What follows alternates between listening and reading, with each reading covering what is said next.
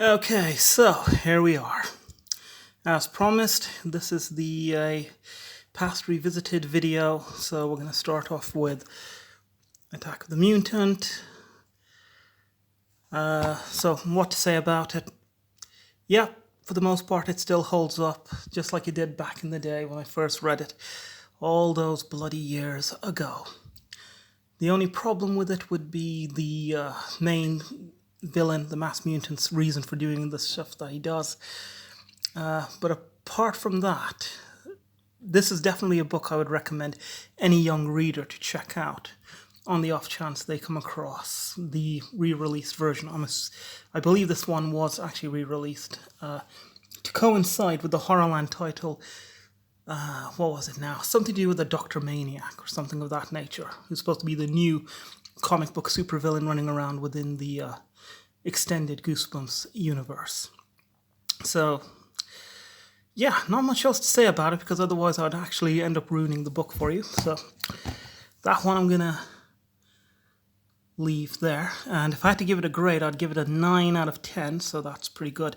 The only reason why I'm giving it, I would have given it 10 out of 10, but the reason why I've struck off 1 point is, again, Mass Mutant. It's supposed to be the most evil supervillain in the world, and yet, interestingly enough, his motivation for doing what he does is really not all that convincing.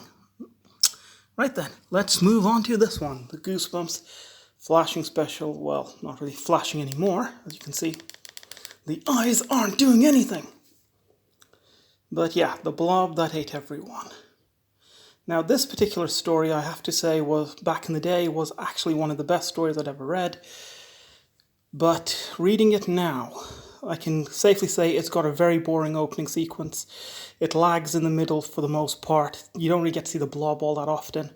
In the 3 to 4 chapters where the blob does actually make an appearance, it actually seems to be picking up speed. The actual end of the twist ending style chapters, making you want to go and check out the next chapter, those definitely still hold up extremely well for the most part. But in terms of the actual ending, it's interesting. I'm not going to ruin it for you, but it's badly executed. As a matter of fact, you think that for someone of R.L. Stine's caliber, he would have been able to come with a better ending. But hey, it is what it is. Oh yeah, and also, when I read this story originally, the only part that really bugged me the most was the fact that after all the running around, trying to figure out how things were happening, why they were happening, and realizing that the power was within the guy, not in the typewriter. Slight spoiler alert, by the way. Not completely, but slight. Yeah, it just had a very stupid way of bringing everything to an end. It's as if R.L. Stine actually ran out of ideas by the point he got towards the end of the book and was like, nah, I think I'm just going to do a rush job. And the only other time I've ever encountered something of that nature would be The Dark by British horror author... geez, now what the fuck is his name? God. Okay. Darn. It's James something, isn't it? Okay, whatever. There was another book called The Dark. I forget the guy who wrote it, but I'll remember it at some point in the future. Yeah. So it was a slightly disappointing ending, and overall rating would have to be like 5 out of 10 for this one. It's one of those take or leave it type of stories.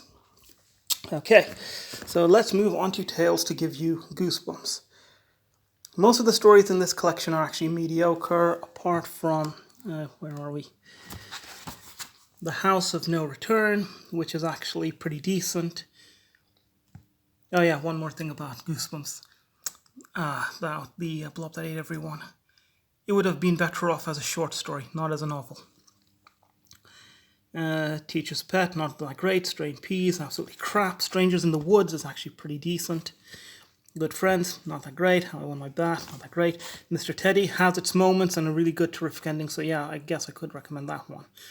Click was one of the stories that I really liked a lot. It was featured a Universal Remote back in the day, but upon reading it now, it's like, yeah, not as great. So again, it would be in the 5 to 10 category. Broken Dolls wasn't a very good one. Vampire in the Neighborhood sounds like a great story, but actually it's pretty predictable and not all that interesting. Right then. Moving on to the Goosebumps. More tales to give you goosebumps. We have Werewolf's First Night, again, not a great story. P.S. on my back, that's not really great. Something Fishy, don't understand why that one is there. You Gotta Believe Me is a very interesting story, but I'll get to that in a moment. Suckers, not very good. Dr. Horror's House of Video. This story is by far one of the best stories that actually he's ever written, and would make one hell of a Halloween movie for kids if the right type of people got behind it. Cat's Tail, that was okay. Shell Shocker, no. Poison Ivy, just absolutely fucking stupid. I don't understand why. Or rather, I don't understand. Okay, you know, this story shouldn't even exist, Poison Ivy. The Spirit of the Harvest Moon has its moments, but again would be more of a take it or leave it thing. So getting back to You Gotta Believe Me, this, believe it or not, happens to be the very story that inspired me to write a story of my own called The Aliens Are Here, which I wrote back in 1998. That would eventually, after being a small high school assignment for my English class, that would eventually turn into my very own book. Aliens, Aliens, Aliens. What's missing here is Chronicles of the Seventh Reign, Book 1. And that's mainly because I wanted it to have a simplified title and just one central image. So yeah, this book, of course, is now officially available in the Amazon Kindle store. But you don't have to buy it, okay? It's only for people who are interested in something different. And one last thing, Goosebumps. That's right, Haunted Bookmark. One Day at Horrorland. Has a great cover. Sounds like a great story.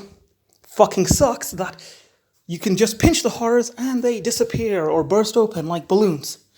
That's absolutely terrible. What the hell, man? You're R.L. Stine. You're supposed to be better than that. And that's what you give us? Pinching friggin' horrors. Man. Well, okay, whatever. So, yeah.